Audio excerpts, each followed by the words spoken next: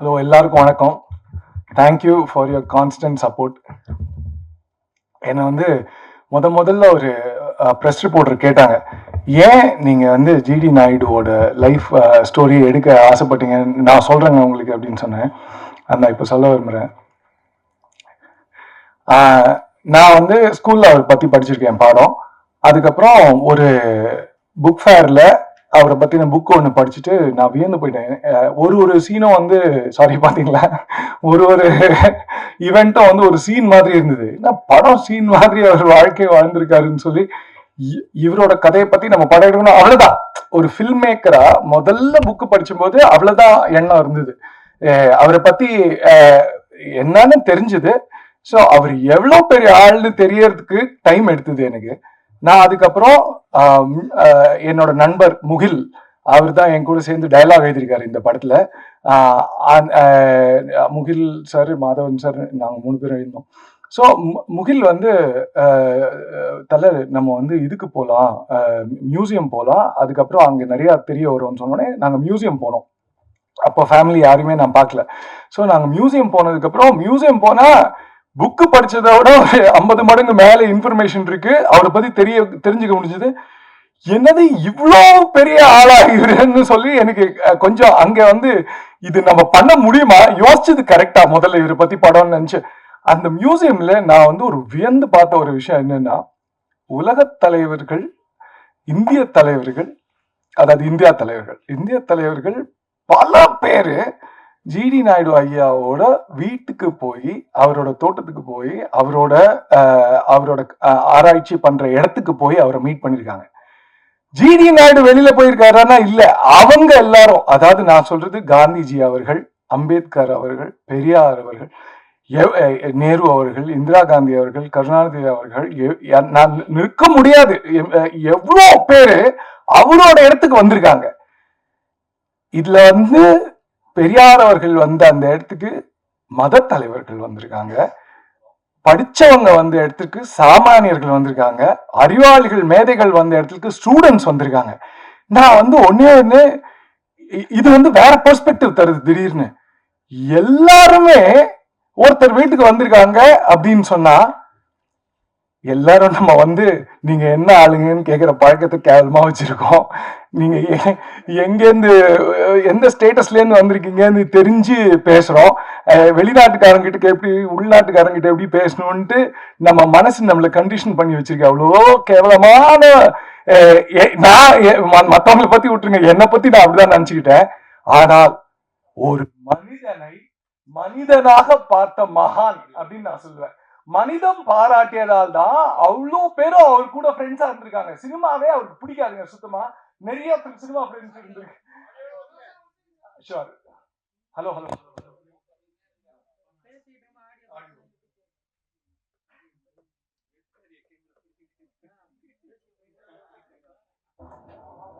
Hello hello yes, okay. அவருக்கு சுத்தமா சினிமாவே பிடிக்காது. ஏன்னா அவர் திட்டுவாராமா. அவரோட சினிமா நண்பர்கள் பல பேர் இருந்திருக்காங்க. ஜெமினி கணேசன் அவர்கள்லேருந்து, எம்ஆர் ராதா, என்எஸ் கிருஷ்ணன் அவர்கள்லேருந்து, பத்மினி அவர்கள்லேருந்து, ஜி ராமநாதன் அவர்கள்லேருந்து நான் எக்கச்சக்கமான போட்டோஸ் பார்த்துருக்கேன். எனக்கு லிஸ்ட் நிறுத்த முடியல. ஸோ அவங்க எல்லார்கிட்டையும் சொல்லுவாராமா, அவ்வளோ நல்ல ஊடகத்தை வச்சுட்டு அறிவியல் பேசாம என்னதையோ சொல்லிட்டு இருக்கீங்களேன்னு சொல்லி. அதனால அவருக்கு சினிமா பிடிக்காமையும் அந்த துறையிலேருந்து அவ்வளோ பேர் அவர்களுக்கு நண்பரா இருந்திருக்காங்கன்னா, ஒரு மனுஷனை நான் மனுஷனாதான் பார்ப்பேன். ஜாதி பார்க்க மாட்டேன், அந்தஸ்து பார்க்க மாட்டேன், அவங்க எந்த ஊர் பார்க்க மாட்டேன், நிறம் பார்க்க மாட்டேன், வயசு வித்தியாசம் பார்க்க மாட்டேன், அவன் மனுஷனா பார்க்க மாட்டேன். அவரோட எல்லா இன்வென்ஷன்ஸும் அதை பேஸ் பண்ணி தான் இருந்தது. ஒரு தனி மனித சுகத்திற்காக நான் இன்வென்ட் பண்ணுவேன். காசு இருக்கிறவங்களுக்கு எல்லாம் கிடைக்கும், காசு இல்லாத சாமானியர்களுக்கு எல்லாமே கிடைக்கணும் அப்படின்ட்டு.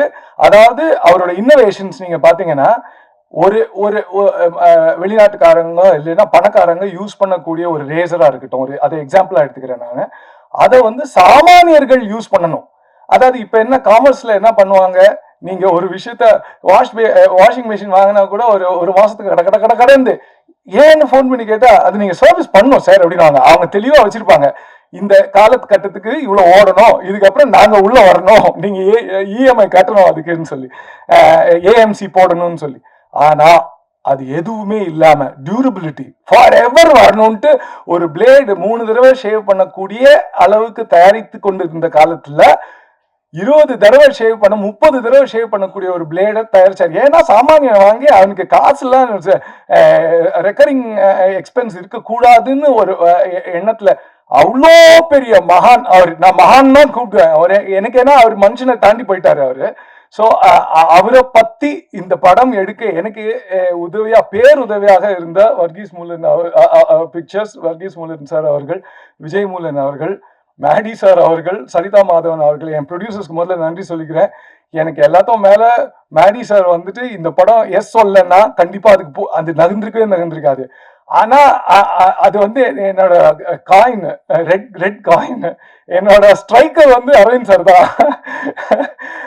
ஏன்னா நான் வந்து முதல்ல வேற ப்ரொடியூசர் தான் பண்ண வேண்டியதா இருந்தது. அவங்க கிட்ட கதை சொல்லும் போது அந்த கதை கேட்கிற இலாக்கா வச்சிருந்தாரு அவரு. அதுல இருந்தவர் ஒருத்தர் தான் அரவிந்த் சார். அரவிந்த் சார் வந்துட்டு கதை கேட்டுட்டு கிட்ட வந்து பேசினாரு. எல்லாருக்கும் பேர் தானே தெரியும், அவர் யாருன்னு எனக்கு எப்படி தெரியும், கேமரா பின்னாடி இருந்தா எனக்கு எப்படி மூஞ்சி தெரியும். அதனால நான் போயிட்டு சார் எஸ் சார் அப்படின்னு, நீ கமர்ஷியல் படம் மாதிரி எழுதிருக்கேன் அப்படின்னாரு. சார் நான் எழுதல சார், அது ஜிடி நாயுடு வாழ்ந்தது சார், அவர் அப்படிதான் வாழ்ந்திருக்காரு, அதை நான் சும்மா எழுதிருக்கேன் அவ்வளவுதான் அப்படின்னு சொன்னேன். இல்ல ரொம்ப நல்லா வந்திருக்குன்னு இவரே தான் நம்ம கிட்ட வந்து பேசினே இருக்காரு, என்ன வேணும் அப்படிதான் சார் நினைச்சேன் ஃபர்ஸ்ட். அதுக்கப்புறம் வந்து சார் வந்து சரி நீ இந்த விஷயத்த நான் ஃபேமிலி கிட்ட பேசுறேன்னு, என்னது அப்படின்னா இல்ல எனக்கு அவங்க ஃப்ரெண்ட்ஸ்னாரு. காமா அந்த இவரை போய் விட்டமே அப்படியே டைட்டா பிடிச்சிட்டேன். அப்பால இருந்து இப்போ வரைக்கும் அவரு தான் ஃபேமிலி கிட்ட எடுத்துட்டு போயிட்டு கதை சொல்ல சொன்னாங்க. ஃபேமிலிக்கு பிடிச்சதுன்னு தெரிஞ்சோடனே எனக்கு கைகள்லாம் உதறது, என்ன உண்மைதானான்னு கிள்ளி பார்த்துக்கிட்டேன். அதுக்கப்புறம் மேடி சார் கூப்பிட்டு போனாங்க. மேடி சார் கிட்ட வந்து லீலா பேலஸ்ல நான் கதை சொன்னேன், எனக்கு நல்லா ஞாபகம் இருக்கு. மேடி சார் வந்து எந்த விதமான ஒரு எக்ஸ்பிரஷனை காமிக்கவே மாட்டாரு. சினிமாவில் அவ்வளோ எக்ஸ்பிரஸ் பண்றாரு, கதை கேட்கும்போது ஒரு எக்ஸ்பிரஷன் இல்லையே, செம டென்ஷனா இருக்கும்.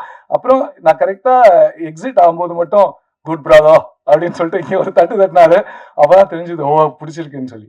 அதுக்கப்புறம் நான் வந்து ஒரு 2.5 hours ஒரு 2 hour 40 minutes ஒரு ஆடியோ புக் மாதிரி படம் ஃபுல்லாத்தையும் நெரேட் பண்ணி, டயலாக்ஸும் நெரேட் பண்ணி, அதுல வந்து மியூசிக் போட்டு எஃபெக்ட்ஸ்லாம் போட்டு, ஏன்னா எல்லாருக்கும் போய் நெரேட் பண்ணணும்னு சினிமாவில் எனக்கு தெரியும், பல டைரக்டர் ஃப்ரெண்ட்ஸ் சொல்லியிருக்காங்க, அது எனக்கு சோம்பேறித்தனம், அதனால இதை போய் பிளே பண்ணி காமிச்சுனா ஈஸியா இருக்கும்னு சொல்லி. ஆனா மேடி சார் வந்து அது பார்த்துட்டு அது கேட்டுட்டு என்கிட்ட ஒண்ணு சொன்னாரு, கிருஷ்ணா இதுல ஒரு பெரிய விஷயம் என்னன்னா, எனக்கு ஆக்டரா இந்த கதை பிடிச்சதோட செகண்டரியா ப்ரொடியூசரா என் கண்ணு முன்னாடி நீ ஃபுல் கதையை நிறுத்திட்ட, எனக்கு எவ்வளவு செலவழிக்கணும் எல்லாமே தெரியுது.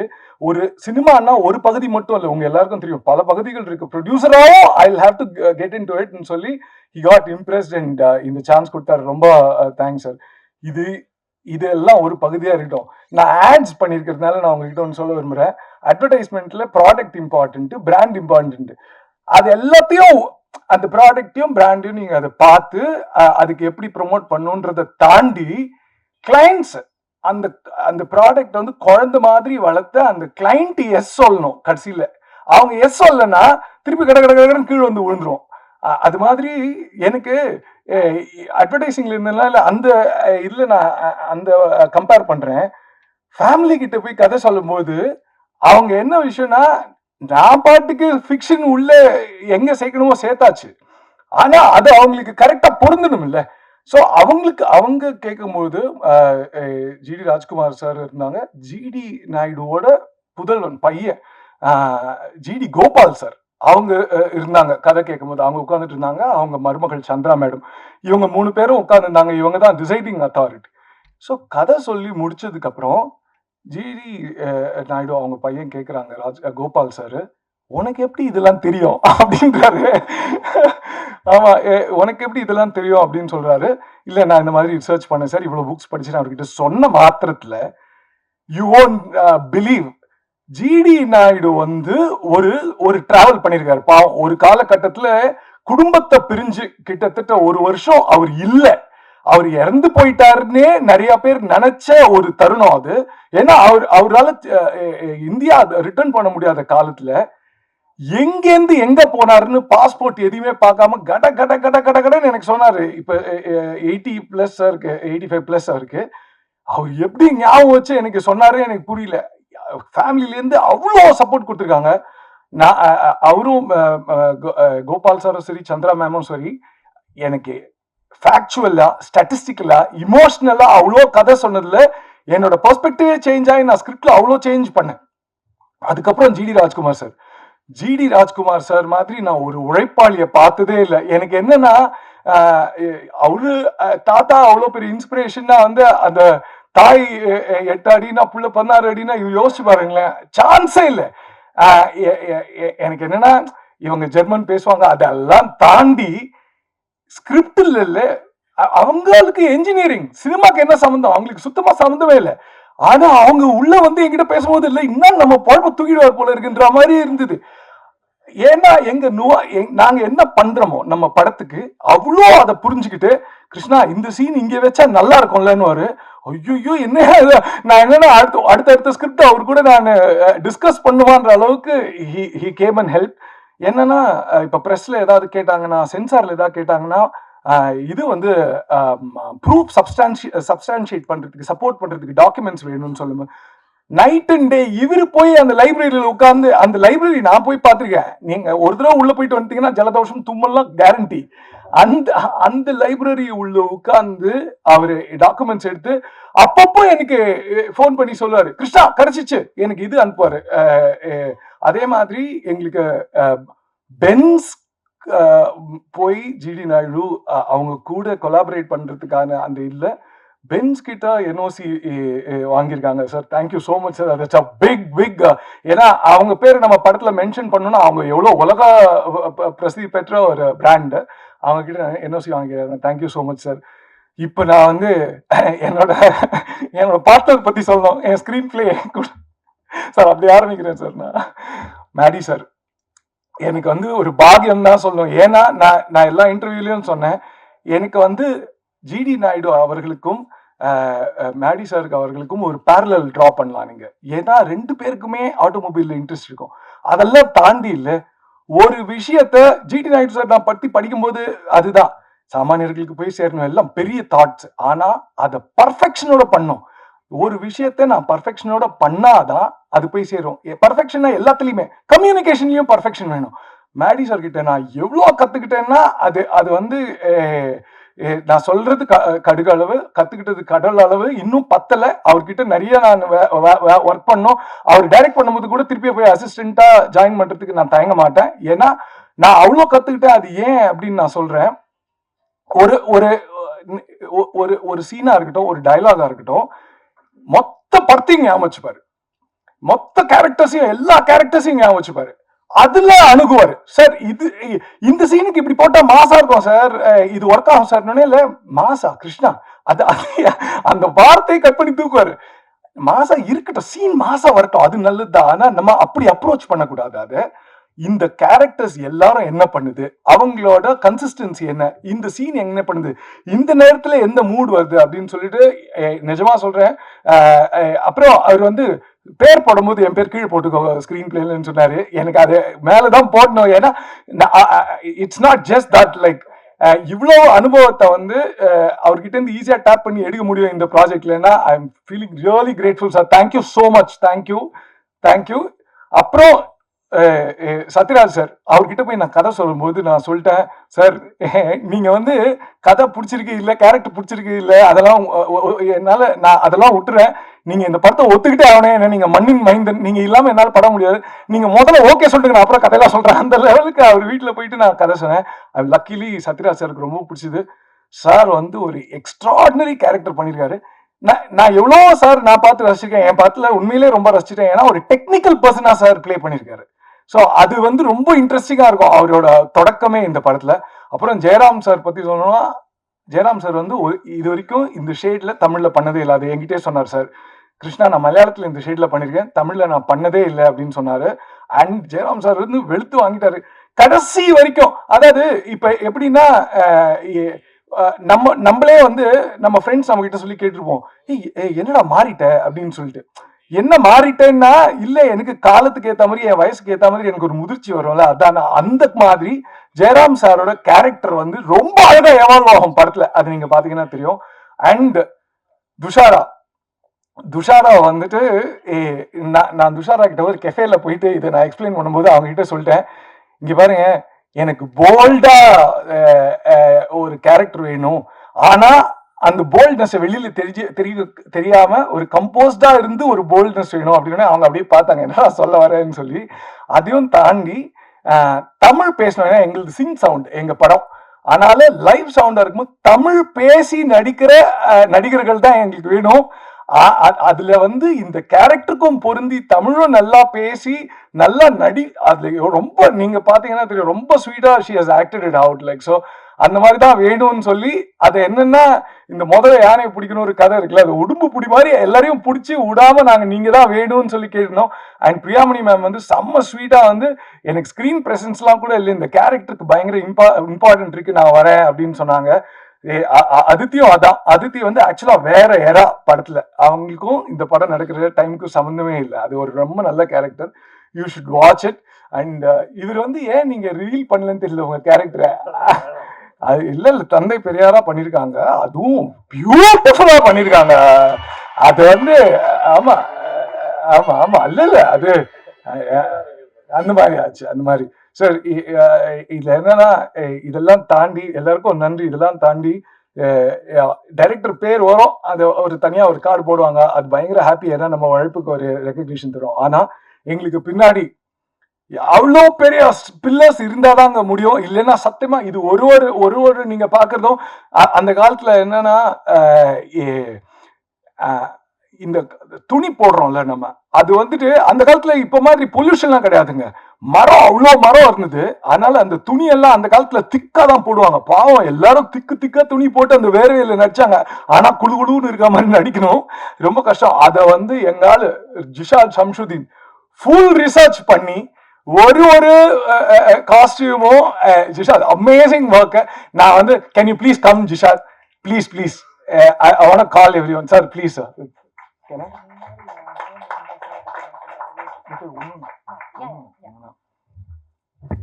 இவர்தான் எங்க costume designer Jishad. Sorry, I'm going to call you all. அப்புறம் என்னோட மேக்கப் பர்சன், அது என்னன்னா அவருக்கு ரஞ்சித் சாருக்கு எவ்வளவு பெரிய சேலஞ்ச்னா, எல்லாருக்கும் பீரியட் லுக் கொடுக்கணும். பீரியட் லுக்கு வந்து எல்லாருமே 1917 இருந்து படம் 1960 வரைக்கும் போகுது, எல்லாரும் வயசாகணும். அப்புறம் டெய்லி வந்து எந்த பீரியட்னு வேற அவர்கிட்ட நாங்க சொல்லணும், ஏன்னா அந்த பீரியட்னு தெரிஞ்சாதான் அது ஆக்டர்ஸ் கிட்டயும் சொல்லணும், அவர்கிட்டயும் சொல்லணும். ஜூனியர் ஆர்டிஸ்ட்லாம் இருப்பாங்க, ஒரு பீரியட்ல வந்து இங்க மட்டும் முடி இருக்கும், அப்புறம் குடுமி இருக்கும், கிராப் ஆகணும், எல்லா ஜூனியர் ஆர்டிஸ்ட்லாம் ஞாபகம் வச்சுக்கணும். வெறும் பெரிய ஆக்டர்ஸ் ஞாபகம் வச்சா கூட பரவாயில்ல, எல்லா கட்டத்திலையும் அவங்க ஞாபகம் வச்சுக்கணும். அது வந்து அவர் எப்படி அந்த கணக்கை போட்டாருன்னு அப்புறம் கேட்டு தெரிஞ்சுக்கிறேன். Great work. அதுக்கப்புறம் வந்து எங்களோட போஸ்டர் டிசைனர் அனூப் ப்ளீஸ் கம்னோம். ஸோ அவர் வேற ஒரு கம்பெனியில வேலையும் செஞ்சுட்டு எங்களுக்கு டிசைனும் பண்ணுவாரு. அவர் அந்த மாதிரி ஒரு ஆளு, எப்ப கேட்டாலும் போன் எடுத்து அடிப்பாரு. காத்தால ஒரு 10 மணிக்கு நான் போன் எடுத்து 10 அந்த மாதிரி ஒரு 11:30க்குலாம் காத்தால போன் அடிச்சு 11:30க்கு நம்ம சாப்பிட்டு ரெடியா இருப்போம்ல, போன் ஷாப் கிருஷ்ணா அப்படின்னு, ஏன்னா நைட் ஷிஃப்ட் பண்ணிருப்பாரு கம்பெனில, நம்மளுக்கு பாவம் தெரியாது, அவருக்கு டே தான் நைட்டு. அவரை பிடிச்சி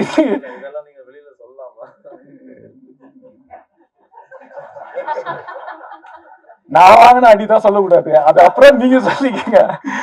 ஸோ அதனால தேங்க்யூ ஸோ மச். இன்னொன்னு என்னன்னா கடைசியா தேங்க்யூ ஜி, என்னோட ஸ்வீட் ஹார்ட் விஜித் என் எடிட்டர், அதுக்கப்புறம் என்னோட சவுண்ட் சதாஷிவ், அவங்க இன்னைக்கு வரல, அவங்க வந்து QC பார்த்துட்டு இருக்காங்க, அதனால அவங்களால வர முடியாது, அவங்க இப்ப வேலையில தான் இருக்காங்க. ஸோ இது இப்போ இந்த படம் வந்துட்டு எப்பவுமே நீங்க இந்த வெள்ளக்கார ஆக்டர்ஸ் எல்லாம் பாத்தீங்கன்னு வச்சுக்கோங்களேன், அவன் ரேண்டமா நடிச்சுட்டு போயிடுவாங்க. இந்த ஃபாரின் அதாவது இந்த மாதிரி ஃபாரின் ஆக்டர்ஸ் இருக்கிற ஒரு படத்துல வெள்ளக்கார நடிகர்கள்லாம் சுமாரா நடிப்பாங்க.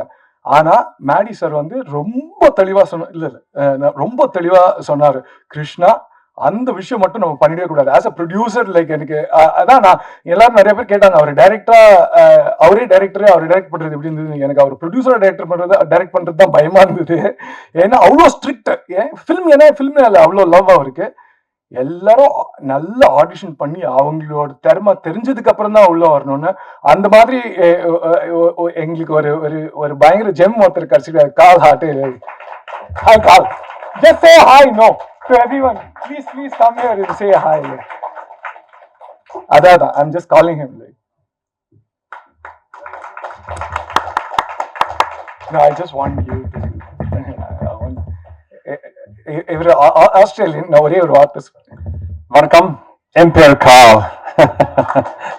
I think I'll switch to English now because நான் Kurandai Tamil பேசு. It's a pleasure to be here because I feel that I'm part of something much bigger than just a film. I shouldn't say just a film. A film is something amazing in itself. But what is greater is that this is about one of the greatest Indians of the last century, if not the last two centuries, I should say. It's about a man who spent his life and his energy making the lives of others easier, and in so many different areas. And in one particular area of my interest, which is building. To build a house in 11 hours, I don't know how that was done, but I would really like to know. Having built a house and designing houses, I'd really be interested. But it's been an amazing pleasure to be part of this film, and I hope you all enjoy it. And I'm looking forward to seeing it myself. So thank you very much, and thank you very much to everyone for giving me this opportunity. Thank you, Carl. Thank you so much. Thank you. அவருக்கு தமிழும் தெரியும்னு சொன்னதுனால அவர் கண்டிப்பாக உள்ள இருந்தார் படத்தில். Thank you கால். So இது எல்லாத்துக்கும் மேலே வந்து என் பிரதர் ஒருத்தர் இருக்காரு இங்கே. அவரை பற்றி நான் சொல்லி ஆகணும். Murali, I mean like he's like my brother. ஏன்னா அவனுக்கு வந்து அந்த என்ன சொல்றது, இந்த 2 குதிரை அது மாதிரி ரெண்டு வேலை அவனுக்கு. ஒன்று வந்து இபி, எங்கள் படத்தோட இபி அவர் தான். எல்லாத்துக்குமே முரளி தான் கேட்போம். பாத்ரூம் இங்கே எங்கே ரெஸ்ட் அதே சாரி முரளி, நான் சொல்லி ஆகல. அங்கேருந்து செக்கு எங்கன்னு கேட்குற வரைக்கும் அவர் தான் எங்களுக்கு.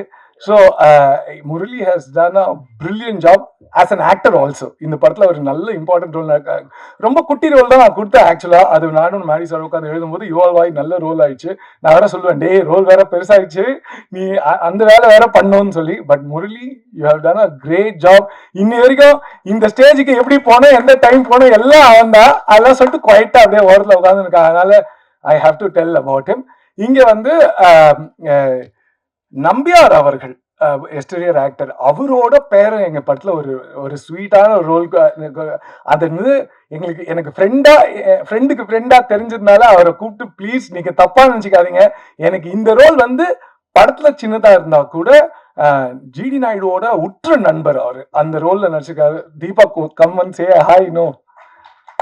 தீபக் நம்பியார் அவர்களோட கிராண்ட்சன்.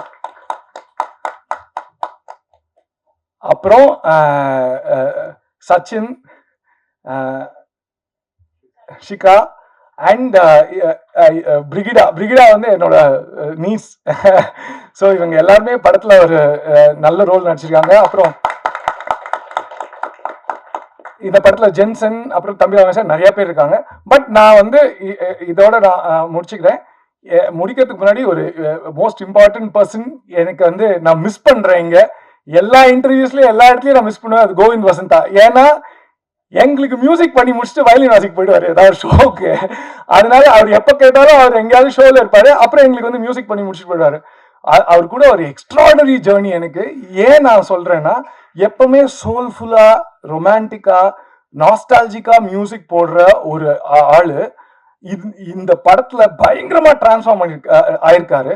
இன்னொன்னு என்னன்னா, இந்த படம் நடக்கிற அந்த பர்டிகுலர் எரா வந்து ஜாஸ்னு ஒரு இசை பிறந்த ஒரு நேரம். அது அந்த ஜாஸ்ன்ற இசை பிறந்த நேரம்ன்றதுனால நான் கோவிந்த் அவர்கிட்ட கேட்டேன், சார் நம்ம வந்து ஜாஸ் நம்ம இந்த படத்துல நிறைய யூஸ் பண்ணலாமான்னு கேட்டேன். அப்போ கோவிந்த் சொன்னாரு, நீ இந்த படத்தை நம்ம ரூட்டடா எடுத்திருக்க, ரொம்ப மண் சார்ந்ததா எடுத்ததுனால நம்ம என்ன பண்ணுவோம், அந்த இன்ஸ்ட்ருமெண்ட்ஸை பாரோ பண்ணிப்போம். அந்த ஜாஸ் இன்ஸ்ட்ருமெண்ட்ஸ் எடுத்து போன்னு அந்த பிராஸ் இன்ஸ்ட்ருமெண்ட்ஸ் எடுத்து அவர் நாதஸ்வரம் செய்யக்கூடிய அந்த மேஜிக்கை ட்ரம்பட்ஸ் வச்சு பண்ணிருக்காரு. You should listen to the songs and the background score and he has nailed it. Like நான் சொல்றதை விட நீங்க அதை பார்த்து எழுதுறது தான் அது தேவைன்னு நினைக்கிறேன். Thank you so much. நன்றி, வணக்கம். தேங்க்யூ.